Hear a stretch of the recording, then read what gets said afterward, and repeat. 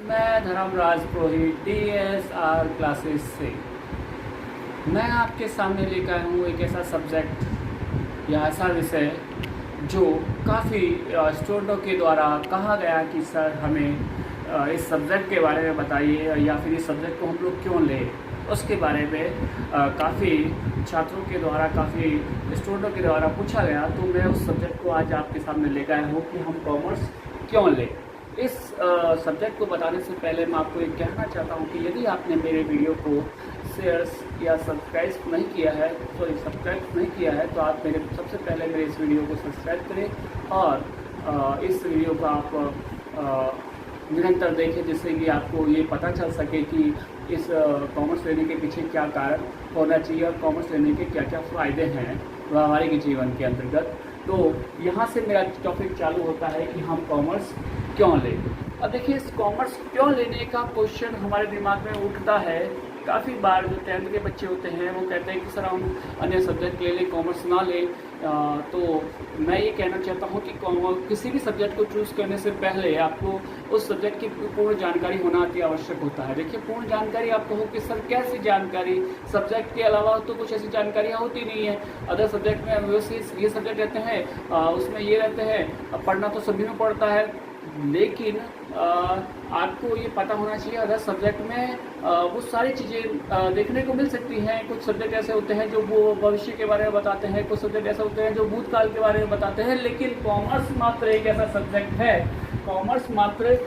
Subject है जो कि केवल मात्र आपको वर्तमान से जोड़े हुए रखता है। किससे जोड़े रखता है? वो वर्तमान से जोड़े हुए रखता है। तो आपको ये ध्यान रखना होगा कि वर्तमान से जोड़े रखने वाला सब्जेक्ट यदि हमें मिलता है तो हमें क्या करना होगा? उस सब्जेक्ट को ही चूज़ करना होगा। अब आप कहो कि सर वर्तमान से क्या लेना देना हमें, तो देखिए, क्योंकि वर्तमान में जो चल रहा है उसी सब्जेक्ट के आधार पर हम वो चीज़ें सारी ज्ञात कर सकते हैं। देखिए, काफ़ी बार हम लोग बहुत सारी घटनाएँ होती हैं, उस घटनाओं के आधार पर वो घटनाएँ जो घटित होती हैं, वो घटनाएँ घटित होने पर हमें वो सारी चीज़ें याद रह जाती है। होता है या नहीं होता? जैसे आप कहीं पिकनिक पे गए और पिकनिक में जाने के पश्चात यदि कोई घटना आपको वहाँ पर घटित हो जाती है तो क्या होगा?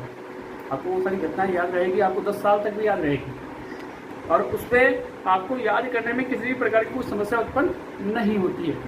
तो यही चीज़ें इस सब्जेक्ट से जुड़ी हुई है कि दिन प्रतिदिन की क्रियाएं जो आप कर रहे हैं वही सारा कॉमर्स के रूप में दर्शाया गया है। देखिए, आप कॉमर्स के रूप में कैसे दर्शाया गया? देखिए, 3 सब्जेक्ट होते हैं। फर्स्ट होता है अकाउंट्स, सेकंड होता है इकोनॉमिक्स अर्थशास्त्र, और थर्ड होता है आपका बिजनेस ऑर्गेनाइजेशन भी कहते हैं और बिजनेस एडमिनिस्ट्रेशन भी कहते हैं। ये 3 सब्जेक्ट होते हैं और ये 3 सब्जेक्ट आप कहोगे कि मैं कहता हूँ कि ये तीनों सब्जेक्ट के जो लेन देन है का जो कार्य है या व्यवहार है वो दिन प्रतिदिन आप छोटे से लेकर बड़ा व्यक्ति भी इस कार्य को करता है।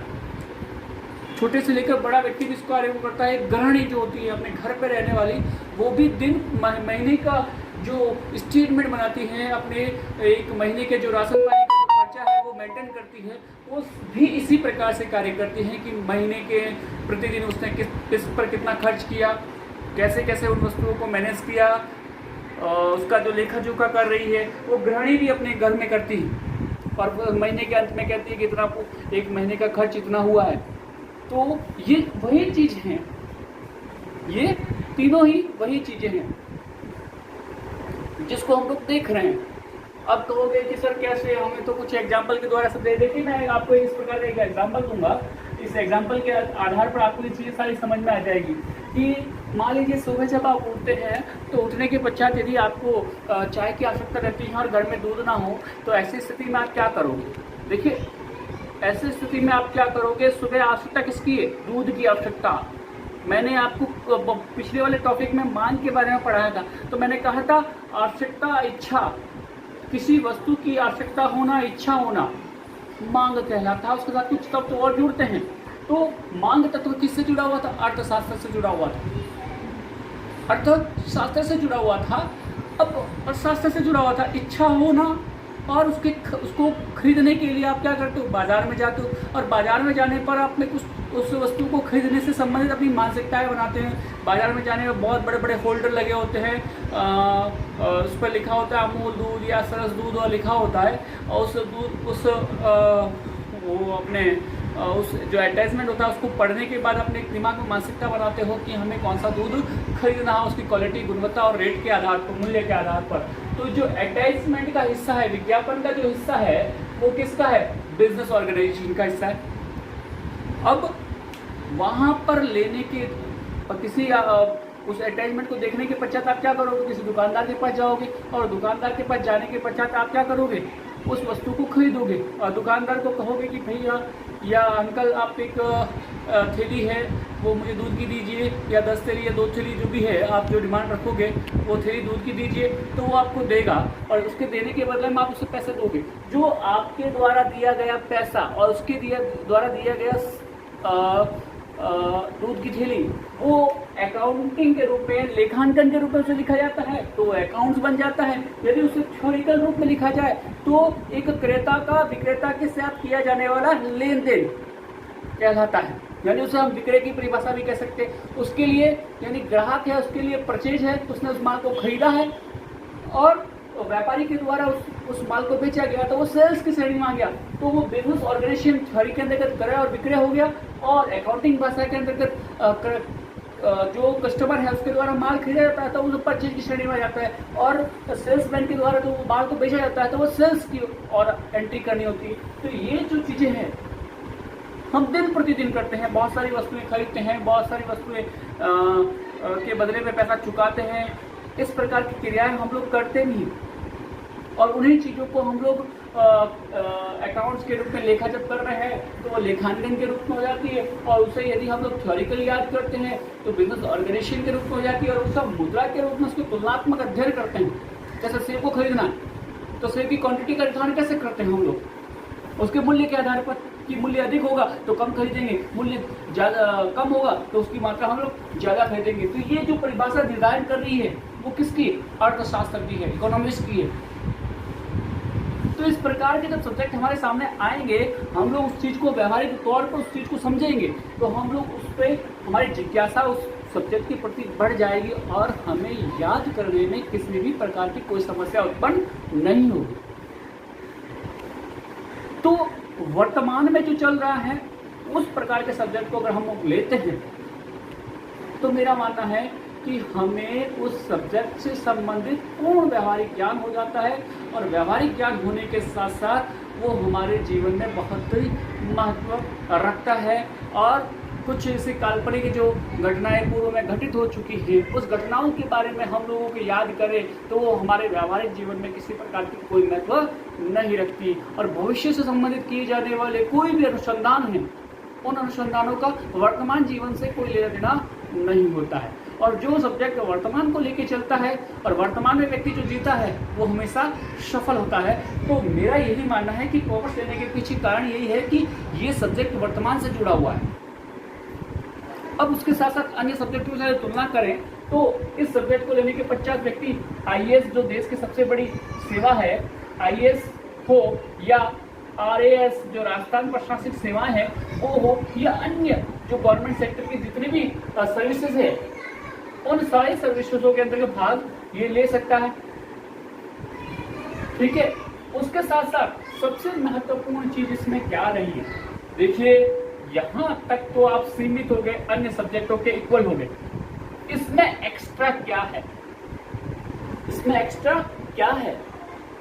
इसमें एक्स्ट्रा क्या है कि ये आपको व्यापार करने की विधि को समझाता है कि आपको व्यापार किस प्रकार से किया जाए, व्यवसाय कैसे किया जाए, एक व्यापारी को किस प्रकार से अपने ग्राहक से व्यापार किया जाए और उस व्यापार को करने के जो तरीके हैं वो सिखाने का कार्य ये करता है, ये कॉमर्स करता है। नई नई तकनीकों के बारे में, व्यवहारों के बारे में सिखाने का जो कार्य है वो इसके द्वारा किया जाता है। तो आप इस विषय के माध्यम से आप क्या कर सकते हो? अपना एक नया व्यवसाय का कार्य भी प्रारंभ कर सकते हो। अगर मान लीजिए इन सेक्टरों में आपकी रुचि नहीं है या इनमें आपको जॉब नहीं लग पाती है तो आप अपना व्यवसाय प्रारंभ आसानी से कर सकते हो, क्योंकि वो सारे गुण आपके अंदर होंगे जो एक व्यवसाय के अंदर होने चाहिए। सफल व्यवसाय वही होता है जिसमें व्यवसाय करने के गुण होते हैं। और वो कौन हो सकता है? एक कॉमर्स करने वाला व्यक्ति ही हो सकता है, क्योंकि उसने उस चीज को व्यवहार से, वर्तमान के युग से जोड़कर उसने उस चीज को सीखा है। अब आप कहोगे कि सर कैसे वर्तमान कैसे सीखोगे? कि आपने देखा होगा कि पूर्व में हम लोग कोई भी चीज़ खरीदते थे तो वो पैकिंग आती थी, 1 किलो की पैकिंग थी, आधा किलो की पैकिंग थी, और धीरे धीरे आप उस बड़ी बड़ी कंपनियों को पता चलने लगा कि सारे कस्टमर हैं वो आधा किलो या 1 किलो की कोई भी वस्तु को खरीदने में सक्षम नहीं होते। तो उन्होंने जो, चाहे वो सर का तेल का पाउच हो या सर में लगाने वाले शैम्पू का पाउच हो, उसका निर्माण किया कि जिससे कि प्रत्येक व्यक्ति क्या कर सकता है, उसकी अपनी पहुंच तक जा सके, उस चीज को वो खरीद सके। तो ये दिमाग कैसे आया? इसी सब्जेक्ट के कारण,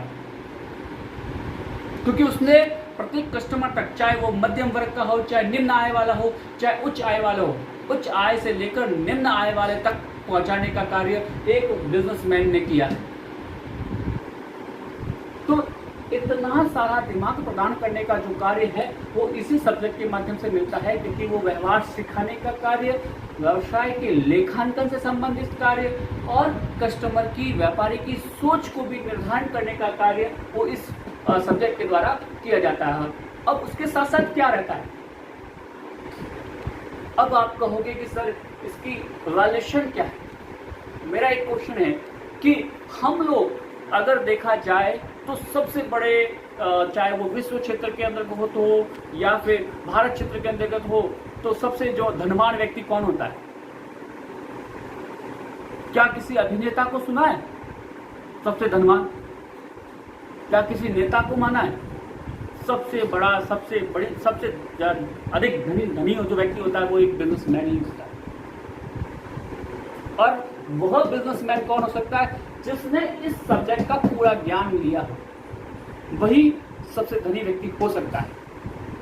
आपने अपने गांवों में देखा होगा, बड़े बड़े बंगलों, बड़ी बड़ी मर्सिडीज जैसी गाड़ियां हैं, वो किसकी है? एक व्यापारी की है, एक बड़ा व्यवसायी है, उसकी है। सबसे ज्यादा इन्वेस्टमेंट करने का कार्य, सबसे ज्यादा धर्मात्मा का कार्य करने वाला व्यक्ति कौन है? यही। तो इस सब्जेक्ट में वो सारी खूबियां हैं जो आपको ये सारी चीजें सिखाती है। और सबसे महत्वपूर्ण चीज है कि आपके जीवन में व्यवहार सिखाने का जो कार्य है वो भी ई कॉमर्स करते हैं, कि उसे किस प्रकार का, किस व्यक्ति के साथ कैसा व्यवहार करना चाहिए। बाकी सब्जेक्ट आपको ये चीजें नहीं सिखाता, ये चीजें नहीं सिखाता।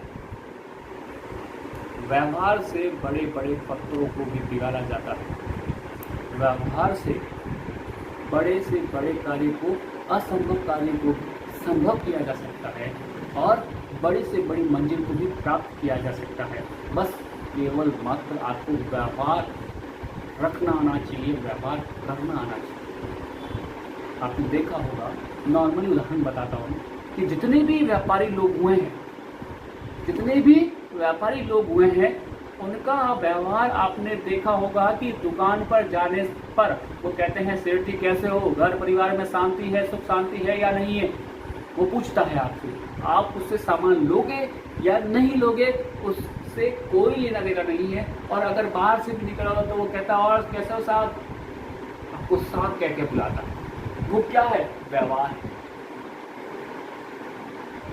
और इसी व्यवहार के कारण वो व्यक्ति हर क्षेत्र में सक्षम होता जाता है। ऐसी बहुत सारी विशेषताएं हैं जिसे मैं अगर बताना चाहूँ तो इस वीडियो के जो मिनट्स है वो भी कम पड़ जाएंगे। तो मेरा यही मानना है, जो भी स्टूडेंट इस सब्जेक्ट से संबंधित असमंजस की स्थिति है कि मैं कॉमर्स लूँ या ना लूँ या अन्य सब्जेक्ट लूँ, तो इस असमंजस की स्थिति से बाहर निकले और इस सब्जेक्ट की ओर अपना रुझान बनाए, जिससे कि आप इस सेक्टर के अलावा व्यावसायिक क्षेत्र में भी आप अपना ऑप्शन रख सकते हैं कि मुझे ये ना मिला तो मैं ये कर सकता हूँ। इतना कहकर मैं अपना वीडियो यहीं समाप्त करता हूँ। अगर मेरा वीडियो आपको पसंद आया है तो इसे शेयर और लाइक करना ना भूलें। और इस वीडियो से संबंधित अगर आपको कोई भी जानकारी लेनी हो तो मेरे कमेंट बॉक्स में अपना कमेंट्स करें।